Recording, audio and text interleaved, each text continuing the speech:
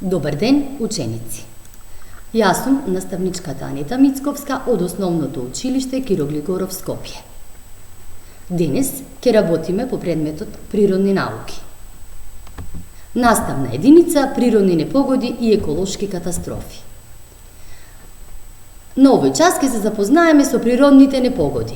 Цел да научиме како земјините активности делуваат на околината.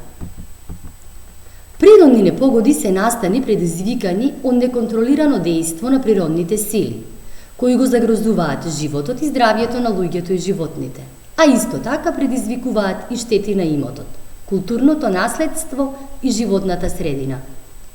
Природни непогоди се вулкани, земјотреси, поплави и суша. Вулкан е отвор или пукнатина во земјината кора, а од неговата внатрешност излегуваат вжештени гасови, водена пареа, пепел, чад и магма. Нивното isfрлање на земјата се вика ерупција, а магмата избива на површината како лава. Земјотрес е неочекуван краткотраен потрес на земјината кора. Земјотресот настанува поради поместување на тектонските плочи, така што се ослободува голема енергија и доаѓа до потресување на земјата. За жал, ваквите движења на земјата можат да предизвикаат големи штети и жртви. Главниот град на нашата татковина со ваква непогода се соочил во 1963 година. Земјотресот не можеме да го спречиме, но можеме да се подготвиме ако се градат згради кои се отпорни на земјотрес. Вулканите и земјотресите може да предизвикаат цунами, затоа што со нивните потреси ја вознемируваат површината на морето и океанот.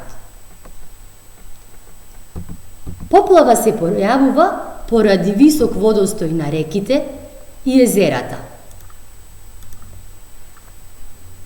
Водата се прелива и излива од коритата, така што ја поплавува околината. Топењето на снегот, дождовите и попуштање на брана се едни од главните причини за поплава.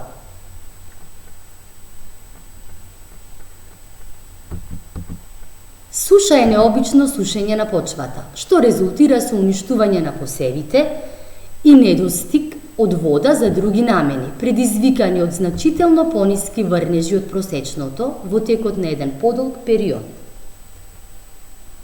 Почитувани ученици, можете со помош на интернет ресурсите да истражувате за природните непогоди и да барате начин за заштита од истите. Да изработите план за вашето училиште што би направиле во случај на природна непогода, а изработките споделете ги со вашите наставници. Исто така, доколку сте заинтересирани, може да пробате и да направите експерименти на оваа тема. Ви благодарам!